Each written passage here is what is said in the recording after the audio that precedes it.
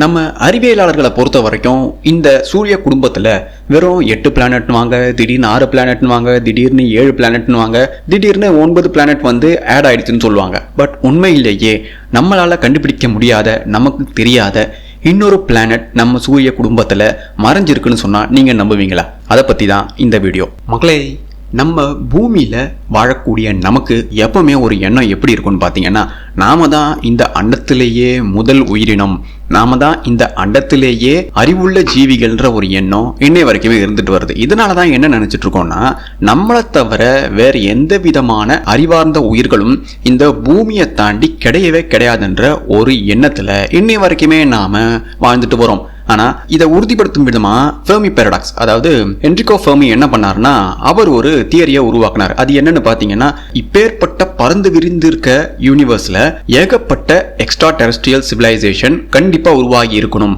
அப்படி உருவாகி இருந்தா இங்க இருக்கவங்க, அதாவது பூமியில இருக்க சிலர் ஏலியன்ஸ் உண்டுன்னு சொல்றாங்க இல்லையா, அவங்க சொல்ற மாதிரி அப்பேற்பட்ட சிவிலைசேஷன்ஸ் உருவாகி இருந்தா இந்நேரம் அவங்க டெக்னிக்கலி பயங்கரமா டெவலப் ஆகி நம்மளை கான்டாக்ட் பண்ற அளவுக்கு உயர்ந்திருப்பாங்க.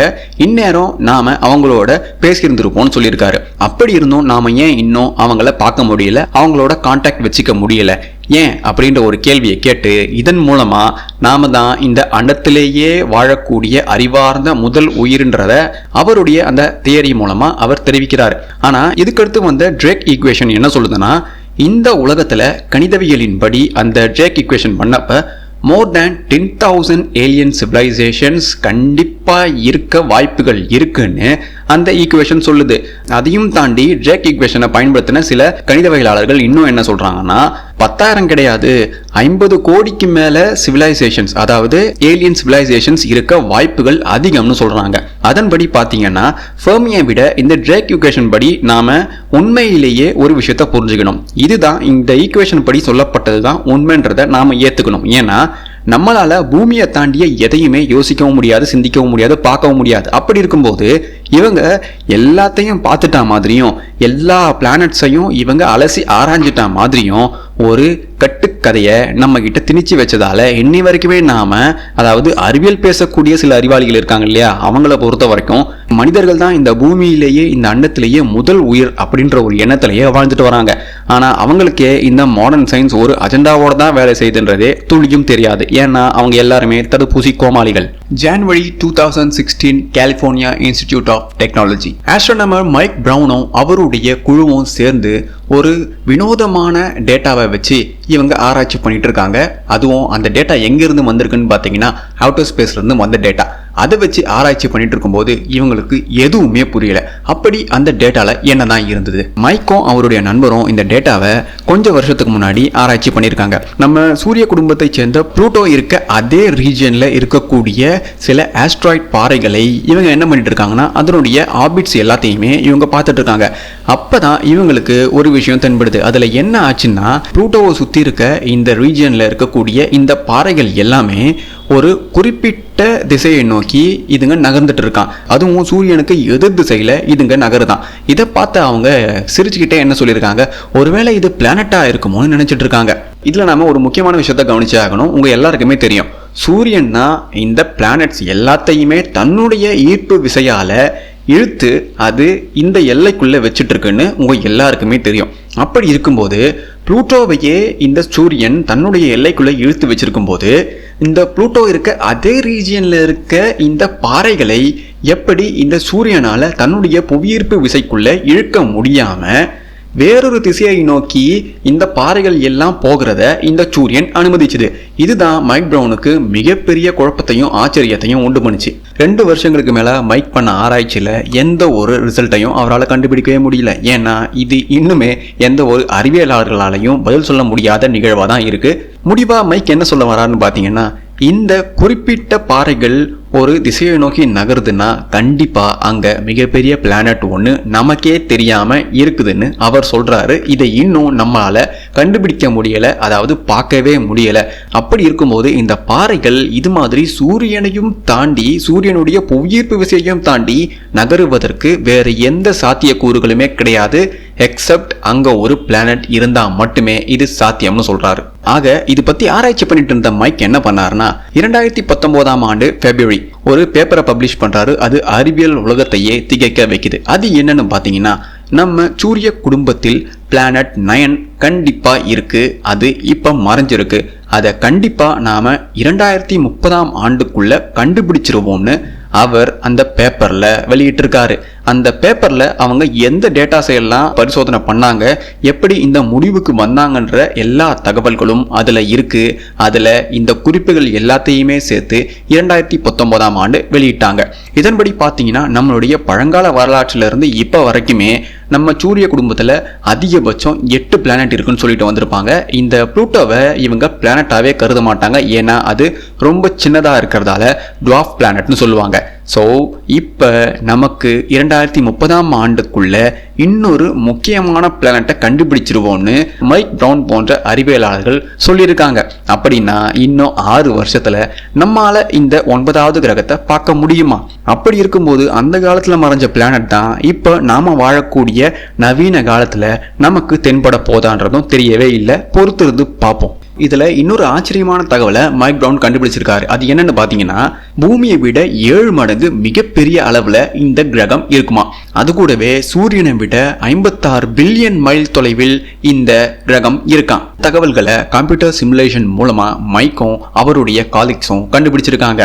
ஸோ இது நமக்கு நம்மளுடைய அண்டத்தை பற்றியும் நம்மளுடைய சூரிய குடும்பத்தை பற்றியும் எவ்வளவு விஷயங்கள் இன்னமுமே நாம் தெரியாமல் இருக்கிறோன்றத நமக்கு பளிச்சுன்னு செவில் மேலேயே அடித்து காட்டுறதா மைக் போன்ற சில நல்லுள்ளம் கொண்ட அறிவியலாளர்கள் சொல்கிறாங்க. ஆனாலுமே நம்ம உள்ளூர் யூடியூப் விஞ்ஞானிகளும் சயின்டிஃபிக் கம்யூனிட்டியும் என்ன பண்ணுவாங்கன்னு பார்த்தீங்கன்னா, அறிவியல் எப்போதுமே மாறிக்கொண்டே இருக்கும். அதனால் அறிவியல் இது போன்ற நிகழ்வுகளை அடிக்கடி நிகழ்த்தும். அதனால நமக்கு அறிவியல் தான் மம்மி டேடின்னு இன்னுமே சொல்லிட்டு சுத்திட்டு இருக்கானுங்க. இது சம்பந்தமா ஆராய்ச்சி பண்ண இன்னும் சில அறிவியலாளர்கள் என்ன சொல்றாங்கன்னா, சூரியனை தாண்டி இது ரொம்பவும், அதாவது நம்ம சூரிய குடும்பத்தை தாண்டி ரொம்ப தொலைவில் இது இருக்கிறதால நம்மளால அந்த இருட்டில் இது இருக்கா இல்லையான்னு இன்னி வரைக்கும் கண்டுபிடிக்க முடியல.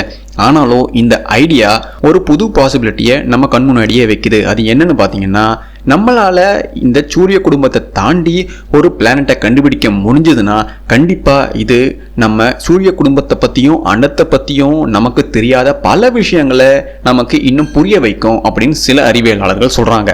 இன்னொரு ஆச்சரியமான தகவல் என்னன்னா, இந்த பிளானட் 9 ஒரு காலத்துல சூரிய குடும்பத்தோடு இணைந்து இருந்திருக்கும். அதாவது சூரியனுக்கும் இப்ப இருக்க மற்ற பிளானட்ஸ் இருக்கு இல்லையா, அந்த ரேஞ்சில் இது க்ளோஸா இருந்திருக்கும். அப்படி இருக்கும்போது இந்த பிளானட்ல தண்ணீர் இருந்திருக்க வாய்ப்பு இருக்கு, பாறைகள் இருந்திருக்க வாய்ப்பு இருக்கு. அப்படின்னா கண்டிப்பா இங்க மைக்ரோபியல் லைஃப் ஃபார்ம்ஸும் உருவாகி இருக்க வாய்ப்புகள் அதிகம்னு அறிவியலாளர்கள் சொல்றாங்க. அந்த உயிர்கள் உண்டானதுக்கு அப்புறம் தான் இங்க இருந்து நம்ம சூரிய குடும்பத்திலிருந்து இது இப்போ இன்னும் பின்னோக்கி போயிருக்குன்னு சொல்றாங்க. சில அறிவியலாளர்கள் இது மாதிரி நம்மளுடைய சூரிய குடும்பத்துக்குள்ளேயும் சூரிய குடும்பத்திற்கு வெளியேயும் இருக்க சில கிரகங்களையும் சில அனாமலிஸையும் வச்சு பிற உயிர்கள் சம்பந்தமா ஆராய்ச்சி பண்ணிட்டு இருக்கும்போது இன்னும் சிலர் என்ன பண்றாங்கன்னா, நம்ம சூரிய குடும்பத்தை தாண்டி பல பில்லியன் கிலோமீட்டர் தாண்டி இருக்கக்கூடிய சில கிரகங்களையும் சில ஆப்ஜெக்ட்ஸையும் வச்சு உயிர்கள் இருக்கான்னு ஆராய்ச்சி பண்ணிட்டு வராங்க. செப்டம்பர் 12, 2013 ஆண்டு நாசா ஒரு விஷயத்தை அறிவிக்குது பொதுவெளியில. அது என்னன்னு பாத்தீங்கன்னா, 1977 ஆண்டு விண்ணில் செலுத்தப்பட்ட வாயேஜர் ப்ரோப் 1 இப்போ நம்மளுடைய சோலார் சிஸ்டத்தையும் தாண்டி டீப் ஸ்பேஸ்க்குள்ள என்டர் ஆகி மிக முக்கியமான த்ரெஷோல்டுக்குள்ள அது டிராவல் ஆகிட்டு இருக்குன்னு சொன்னாங்க.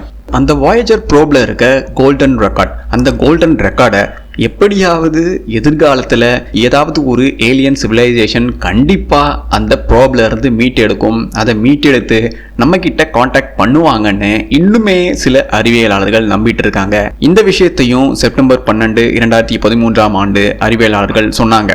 ஆனால் உண்மையாகவே இந்த வாயேஜர் ப்ரோப் இவங்க சொல்கிற மாதிரி நம்ம சூரிய குடும்பத்தையும் தாண்டி டீப் ஸ்பேஸ்க்குள்ளே அது ட்ராவல் பண்ணிட்டு இருக்குன்னா கண்டிப்பாக எனக்கு தெரிஞ்சு இதெல்லாம் ஒரு விஷயமே இல்லைன்னு கருதக்கூடிய ஒரு இனமும் இருக்கும்.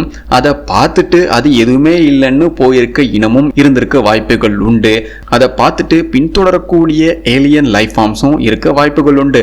அப்படியும் இல்லைன்னா இந்த வாயேஜர் ப்ரோபை நாங்கள் அனுப்பணுன்றது மிகப்பெரிய கதையாக இருக்கவும் வாய்ப்புகள் உண்டு. அதனால் நமக்கு இந்த பூமியை பற்றியே இன்னும் நிறைய விஷயங்கள் விஷயங்கள் தெரியாது. அப்படி இருக்கும்போது நம்ம சூரிய குடும்பத்திலேயே இப்போ புது பிளானட் ஒன்றை எதிர்காலத்தில் கண்டுபிடிக்க போறோம்னு அறிவியலாளர்கள் சொல்லும்போது நம்ம சூரிய குடும்பத்திலேயே இவ்வளவு கேள்விகள் இருந்தா இதை தாண்டி இருக்கக்கூடிய வாயேஜர் டீப் ஸ்பேஸ்க்குள்ள போயிருக்குன்னு சொல்லக்கூடிய அந்த டீப் ஸ்பேஸ்ல எவ்வளவு இனம் புரியாத கேள்விகளும் நமக்கே தெரியாத எவ்வளவு விஷயங்களும் இருக்கும்ன்றத நீங்களே யோசிச்சு பாருங்க. இதன் மூலமா நான் சொல்ல வருவது என்னன்னா, இந்த பூமியில நாம மட்டும் கிடையவே கிடையாது. நம்மளை தாண்டி நம்ம அறிவுக்கு எட்டாத, நம்ம கண்களுக்கு புலப்படாத ஏகப்பட்ட விஷயங்கள் இன்னமும் இருக்கு.